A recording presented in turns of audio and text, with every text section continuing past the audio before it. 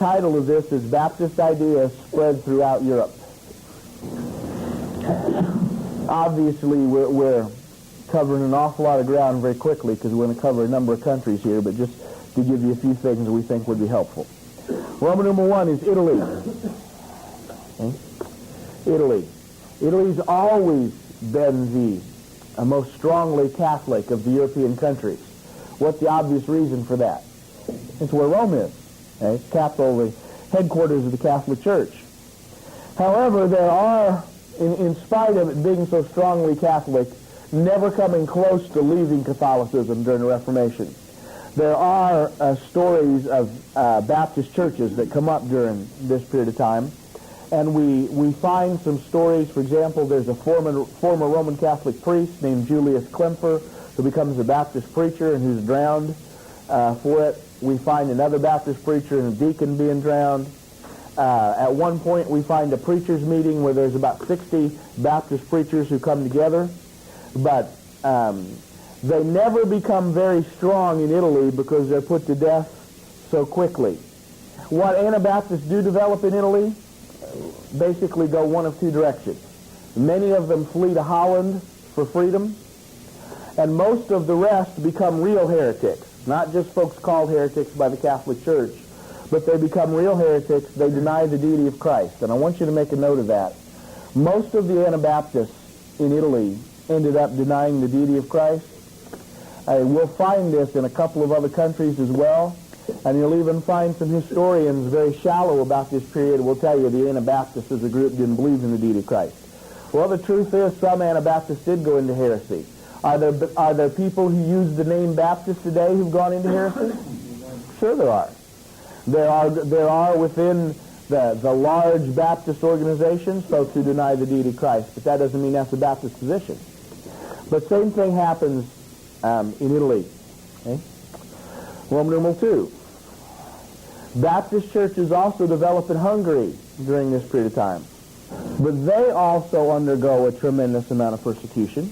Yes, Baptist churches also develop in Hungary. A couple of preachers become fairly famous. Hans Hut, who we mentioned, goes from Germany to Hungary. Another fellow named Peter Weidman. But a lot of Baptists, now I won't say a lot, Baptist churches develop in Hungary, but they come under great persecution. And most of them move to Russia. Most of them move to Russia. There's several streams of Baptist background going into Russia. We'll talk about one of them today, a couple of them today, and then some more on Thursday. Roman numeral 3. But anyway, a number of Hungarian Baptists go to Russia and start Baptist churches there. Roman numeral 3 is Austria. And again, you find Baptist churches in Austria during the Reformation. Most of what we know about them is just the record of their persecution. Just as in Switzerland, let's see if some of you remembered, what was the prescribed punishment for being a Baptist in Switzerland? Drowning. Same thing's true in Austria. Okay? 1 out of 5 not there. The same thing is true in Austria, and you find records of thousands of people being drowned in Austria. And again, you find stories of entire churches being taken and drowned. People make a big deal out of canals in various places there, and all the river going through Vienna and all that kind of thing. But the river going through Vienna is also a place where an entire Baptist congregation was chained together and thrown into the river and drowned together. So you see very, very heavy persecution there, and after a few years it's hard to find a record of any Baptists left. Same thing, Italy, Hungary, Austria, persecution virtually drives the Baptists out or kills them all. Roman numeral 4 is Russia. Now we know a little bit about preaching of Baptist Bible truth in Russia before this time. We know the Paulicians went there. We know some of the Waldenses went there. And we're going to see various groups going there. But there is a group that is fairly influential that rises up within Russia during this period of time, and they're called the Stundists. And at least in the early days, this appears to be a very genuine group of Bible-believing Baptists, and there appear to be a large number of them. And it's hard to tell a lot about them because, again, they're functioning in a time when most of the time it's illegal for them to do what they're doing, so they don't do a lot of advertising. They don't do a lot of writing about what they're doing. We know more about some of the other groups because their descendants ended up in the United States, and so we have some record of what they did. What happens in Russia is a little less clear because you really don't find many of these people coming to the United States and being able to tell us what went on.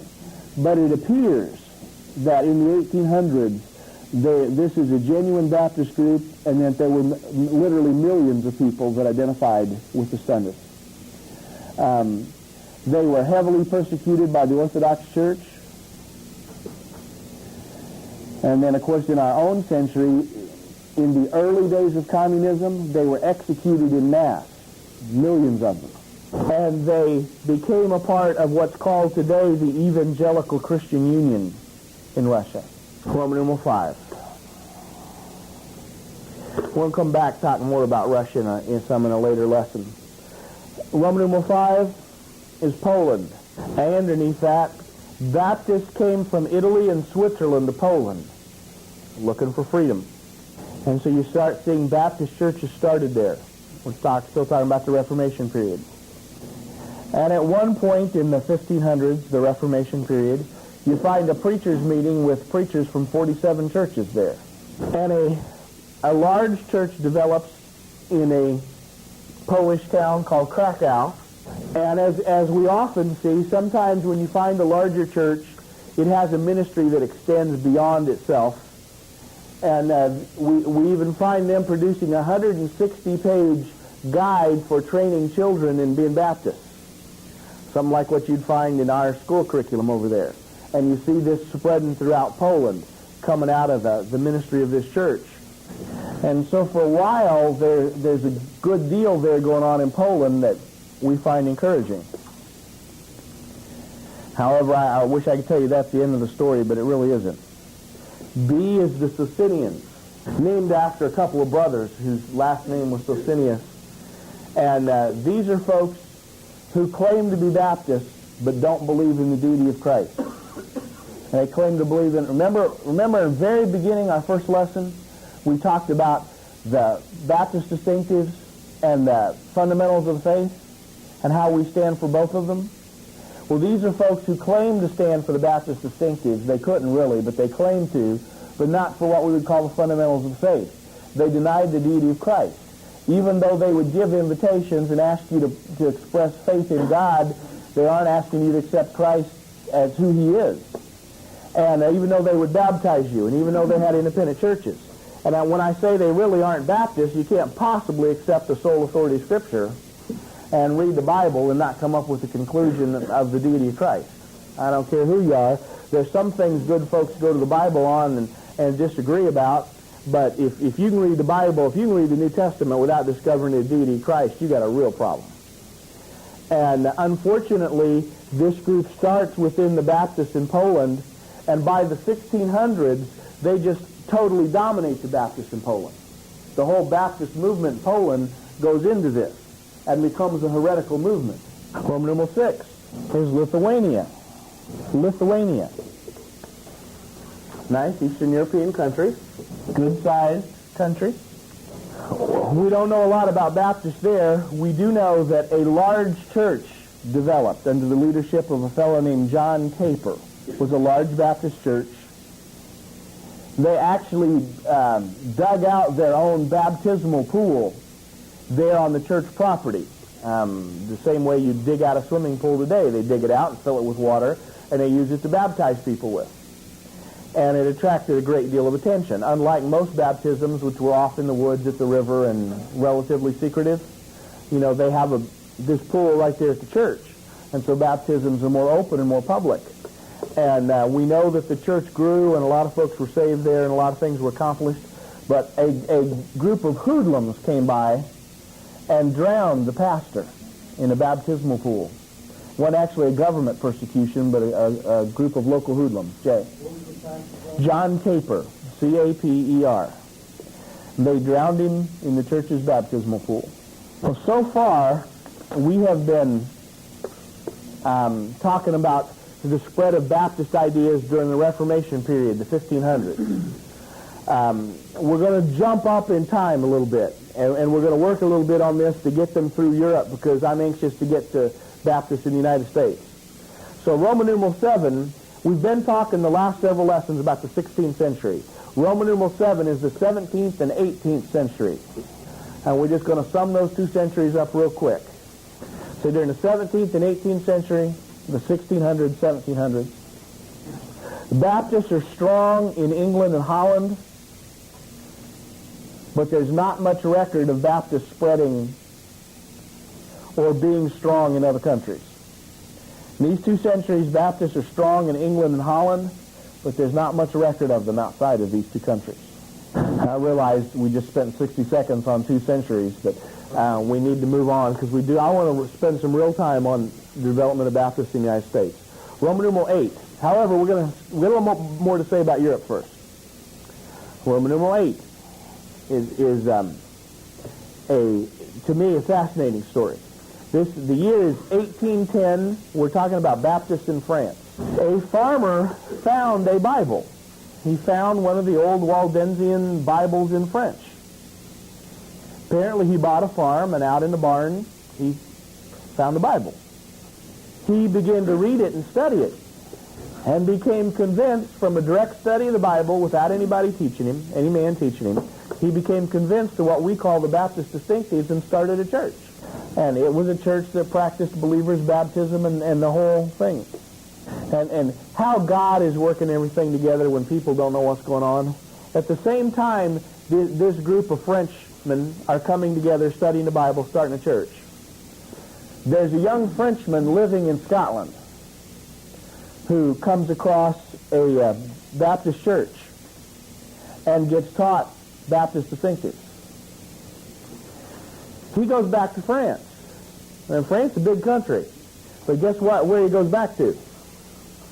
Right where these folks have started a church and need a preacher. His name was Henry Pite. And he didn't know what was going on in France, and they didn't know what was going on in Scotland, but God, as he always was working everything out. And so he goes back there and begins to pastor that church. But that's not the end of the story. An American Baptist preacher, I don't mean an American Baptist Convention preacher, I mean a Baptist preacher from America, is vacationing in France. And without being aware that this church and these people are there, he comes across them. I mean, he didn't go to visit them. And he sees here in France, as far as he knows, the only fundamental Bible-believing Baptist church in France. But he gets burdened for them, goes back to the United States, and makes a point of trying to encourage American missionaries to go to France. So under his preaching, a number of missionaries go to this church in France, and then are sent out from that church to start churches, various places in France. Now, I want you to understand, you see how many things there are in this story that the world would call a coincidence? Guy buys a farm, and there happens to be a French Bible in a barn. Frenchman gets in a Baptist church in Scotland, happens to move back to France, whole big country. Where does he move back to? Where there's church, looking for somebody that's trained. Baptist preacher goes to France on vacation. Where does he go to? Where there's a church becoming strong enough to plant other churches. I mean, the world would have to call all 3 of those things coincidences, but they're not. God's got everything under control, working all the pieces of everything together. The end result is that a lot of churches get started out of this church. And for several years, they get harassed by the government, but in 1848, religious freedom comes to France. And they're no longer bothered by the government. And these folks start a bunch of churches around France. Roman numeral 9. This is somebody you ought to remember. Johann Oncken. He's a German, but his father had a position with the German government that required him to, he was in the foreign service, representing Germany to other countries. And so for a while, he was in London, England, while Johann was a teenager. And while he was a teenager in London, he began to go to an independent church. And there he heard the gospel and trusted Christ as his Savior. Then he goes back to Germany when he's grown, no longer living with the family. He goes back to Germany to the town of Hamburg. And he starts an independent church. And as he studies further, he becomes convinced of Baptist doctrine and becomes convinced of believers' baptism. He goes to Hamburg, Germany. Surely y'all know Hamburg, Germany. He contributed a major word to the English language. That's right, hamburger. And he goes there. He starts an independent church. But as he goes on and he begins to study the Word of God, he becomes convinced of believers' baptism. And he becomes determined to be baptized by immersion. And he wants to be baptized by a Baptist preacher. The closest Baptist preacher he can find is in France. And he goes all the way to France to get baptized by a Baptist preacher. And turns this independent church into... ironically enough, he goes to France, and there's a teacher from a Baptist college in the United States on vacation in France, and he's preaching at this French church, and so they let the American baptize the German that came over to be baptized. Okay, so this American baptized the German in the French church. Okay. Yes, he was a teacher at a Baptist college in the United States. And Onken goes back and he turns this independent church in Hamburg into a Baptist church and into one of the great missionary churches of all time. He pastors there for 59 years, which gives you a chance to do a job. By the way, you find when somebody builds a strong church and does a job, it's somebody that's in one place for a long time. He pastors there for 59 years. And they start churches all over the place. It's estimated that church is responsible for starting over 400 churches during his ministry there. A lot in Germany, but virtually every country of Europe they start churches in. And they start a number in Russia. Over 400. That's something for a ministry of a church, isn't it? So, by the way, there are people who don't think that's a complete record because the records of this church gets destroyed later by Hitler. Onken's gone by then, but the church is burnt. The church is burned down by Hitler's agents. So there's some people who believe they started more than that. I mean, this is a church that devoted itself to starting churches. And to this day, there are Baptist churches in Russia that trace their line back to this, in Sweden and Denmark and other places. Okay? Yes. 59 years. Oh, he's in the 1800s, yes. I don't have the exact dates in front of me. I know in 1837 is when he became a Baptist. So then I guess you go 59. Well, he started the church before that, roughly 59 years after that. And a lot of people credit him with bringing religious freedom to Germany because his church was so well known. In the early days, they were persecuted, but a lot of people in the United States and England rallied around them, and it became an embarrassment to the German government, and a lot of people credit him with bringing religious freedom to Germany for the period of time that it had it. And a very strong fundamental Baptist movement develops in Germany as a result of his ministry. And then you have all these missionary churches. And it stays that way after his death for a considerable period of time. As you can figure out, he's probably guessed they started a Bible college at this church for training these folks to go all over and start churches. And this college and this influence went on all the way through World War I, through that clear up to the time of Hitler, when Hitler imprisoned most of these pastors. And I want to say just a bit about that. You hear all this nonsense stuff from people today about conservative Christians being the same as the Nazis, or the Nazis were conservative Christians. Nothing could be farther from the truth. The Nazis were pagan. They were the National Workers' Socialist Party, and they combined socialism with paganism. Hitler hated evangelical Christians. Hitler made all of the pastors sign a statement of loyalty and acceptance of the idea of a state church over which he was head. So who do you figure had the most trouble with signing that statement? Okay. Baptists going to have a hard time, an impossible time. Remember, Baptists wouldn't accept Queen Elizabeth as head of the state church. If you wouldn't accept Queen Elizabeth, are you going to accept Hitler? Okay. he puts most of these Baptist preachers to death that come out of Onken's movement. He burns Onken's church and closes the college. Onken's gone now, but, other people have come and pastor and carry on. He closes the college, burns the church down. Many of the other churches were destroyed in the Allied bombing of Europe, and Hitler does everything in his power to destroy this fundamental Baptist movement. We're far cry. I mean, that's a terrible injustice. Our brothers in the faith, just a couple of generations back, were put to death by Hitler. That's far cry from being any similarity. He had the same opposition to them that he did to the Jews. The reason you don't hear as much about it is there weren't 6 million of our Baptist brethren to put to death. This movement flourishes all the way up to the start time of Hitler. By the way, it comes out of one local church taking a Great Commission seriously. Wonder how many people were reached in that roughly 100-year period, a little over 100-year period, before this movement is destroyed by Hitler. 400 churches started. I wonder how many people were reached for Christ out of the ministry and influence of that one church. Now, I'll tell you, fellas, that you guys are going to be pastor, have a vision for accomplishing something great. And then just think about how many lives touched out of this. Eh? And say, well, yet all got destroyed, but how many folks are in heaven before Hitler comes along and destroys it? Eh?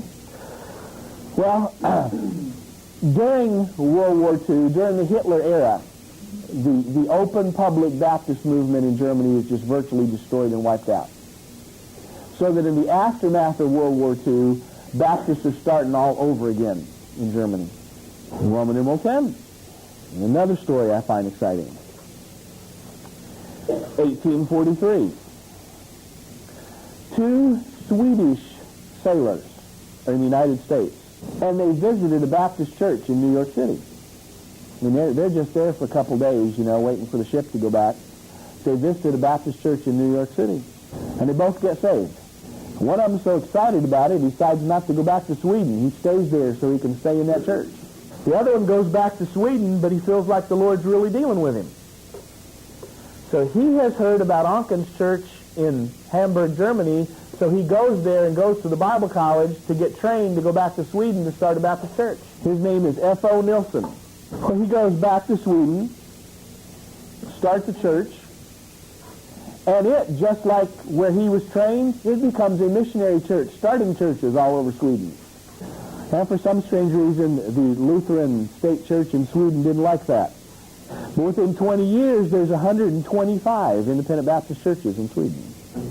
By 1861, which is roughly, 1843 is when he gets saved. He goes back, he goes to Onken's for 3 years, 1843. In 15 years, there's 125 Baptist churches in Sweden. But they're under really heavy persecution from the government. Now, let me say, they're under heavy persecution for the 1800s. Nobody's being killed, okay? If you'd told Swiss Anabaptists this was heavy persecution, they'd have probably laughed at you. But people are getting fined, they're getting sent to jail, church buildings are being confiscated, that kind of persecution. So, at one point, almost all the Baptists in Sweden come to the United States. Just in mass, thousands of them move to the United States so that they can have their Baptist churches and live in freedom. And they form their own convention of Baptists, which for a long time was called the Swedish Baptist Convention. By the way, they don't use that name anymore because they know it throws people off. You get invited to a Swedish Baptist church and people don't know what to expect. But there are a number of churches that are descended from the Swedish Baptist Convention here in Florida. When I was in Indiana, we had a number of them. When I worked at the Bible college there, we had a Swedish Baptist church, 2-3 blocks from the college. And some of these folks, they've had the battles that every other group has. Some of the Swedish Baptist churches have gone modernist. Some of them haven't. Some of them are still fundamental Bible-believing churches. But this whole movement gets started because one man goes to a church service in New York City, gets trained, starts a church there in Sweden. They win all these people, and then they decide in order, if they're going to worship the Lord freely, they're going to have to leave Sweden, and they move en masse to the United States. Okay? The tragedy, in my opinion, of this particular group today is that they don't have any good colleges left.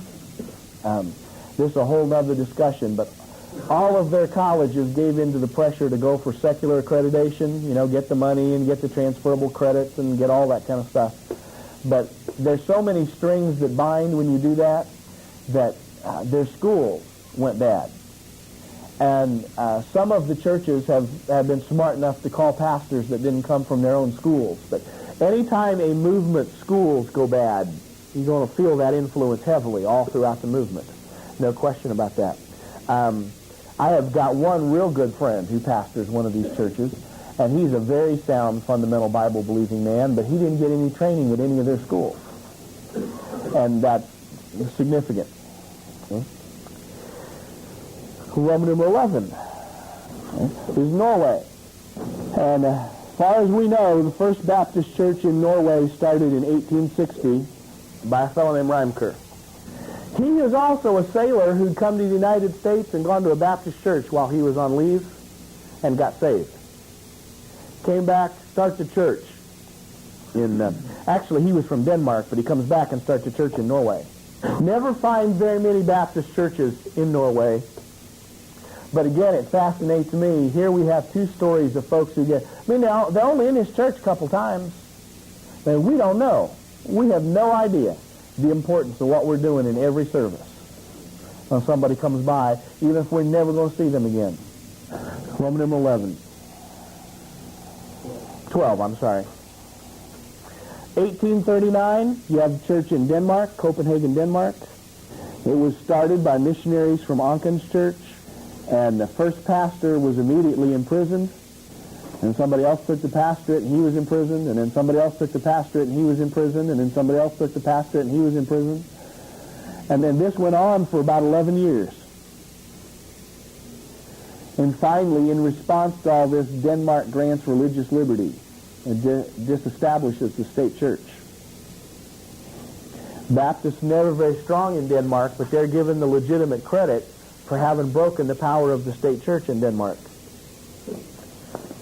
I don't know if you've caught this yet or not. Baptists seem to have trouble with state church everywhere they go. We don't have a lot of time to go through some of the rest of this, but we can go through, European country after European country at this point and find them with their first church, at least in the modern era, started by missionaries from Onken's church. Estonia, Latvia, Czechoslovakia, on and on and on. You find the same story over and over again, folks coming out of the ministry of this one church. And you see this sort of comes in waves. You have the Waldenses, spreading throughout all Europe. You have the Anabaptist period. And then you see these things come and they go and then they come back again. And you see this in the 1800s. There's this spread of Baptists primarily out of the influence of this one particular church. And then World War II tumbles the apple cart and you have to start all over again. Okay? Well, by the way, there are some real powerful lessons to learn in the course of all that. Is it worth doing? Is it worth building a church if you've only got a few years to reach people within it? Well, sure it is. There are a whole lot of folks today so sure the rapture is right around the corner, and I wouldn't be surprised if they're right. I honestly do believe there's folks slowed up in serving the Lord because they think the rapture is right around the corner. That's not the point. Number one, we don't know, do we? By very definition, the Lord hasn't told us when that's all going to take place. And secondly, if we built it and did what God called us to do and had one service and reached one person before the rapture came, would it be the right thing to do? Sure it would. Okay? We're going to catch that. Now, I want you to catch again, there ought to be. We'll see this again on Thursday. We talked about Charles Haddon Spurgeon. I do not think that it is appropriate that past preachers, I'm talking to the guys who are going to be preachers now particularly, God hadn't called you to judge yourself by anybody else's standards, by what anybody else does as a pastor. But I do think that it is a great thing to dream great things, to dream of influencing a lot of people, to have a vision for accomplishing something that even goes beyond just the building of the local church that you're in and accomplishing and reaching and influencing people that way. And you look and see what God has taken and done with certain people along the way, and some of the impact and the influence is absolutely incredible. And I promise you that did not come because they were just sitting around waiting to see what happened. Okay? They had a vision to do something and went out and did it and let God work and let God accomplishing something through them. And one of the things that I think is, let me put this in these terms. When I worked with a Bible college before, because of the nature of the college, it was not operated, Fundamental Baptist College, but it was not operated by a local church. And it was in a town that had over 100 independent Baptist churches. Not only were certainly folks welcome to come to the college from any church, if you came in from out of the area, you were welcome to go to any Fundamental Baptist church in town. And that was just the way it was. And there, I think, were some things missed, because a lot of times, for example, Bible college students would come in and they had this idea they wanted to get into a church where they could really be active, and a lot of them would look for a little church and so forth that, could really benefit from having a college student there, and they could come in and really right away get involved in something significant. And I have no doubt there was valuable experience gained in that. But I sometimes wondered what it did for some of these young men in terms of planting a vision in them. You know what I'm saying? There is something to be said for being in the middle of a church that has a tremendous, tremendous ministry that touches a lot of people. And I say that, talking about a church here at Landmark, I say that as I look at other Bible colleges like Tom Malone's at Midwestern and Fairhaven and a number of other situations that I could name. There's something to be said, I think, about being in the middle of a work that touches the lives of a lot of people, about implanting a vision on you for what can be done. And I think you see that with Onken's church, the way that God used him there. I think we're going to see it again on Thursday when we talk about Charles Haddon Spurgeon. But get a vision for accomplishing something and seeing the Lord use you. Now, I'm not saying by that if God doesn't use you to build a church of 1,000 that you're a failure. God does not send everybody into the same setting and the same circumstances. But I am saying get a vision of accomplishing something. There's more to serving the Lord than just surviving from week to week. Just keeping the church open from this week to the next and going about the basis. Get a vision for accomplishing something. That is why I have suggested to folks that it's really good at some point, either in Bible college training or maybe you get a position on church staff, but I recommend the young preachers at some point work for somebody that is a man of exceptional vision and has had a vision and gone out and accomplished things with it. And that is one of the reasons I'm excited about the college here. Even though we have a good-sized church at Landmark, we have more ministries than the average church 3 or 4 times our size. When you want to talk about vision, I'll stack Dr. Carter for vision up with anybody I've ever met. Okay? And I think there's something to really be said about having that in front of you as you train. God bless you all. You're dismissed.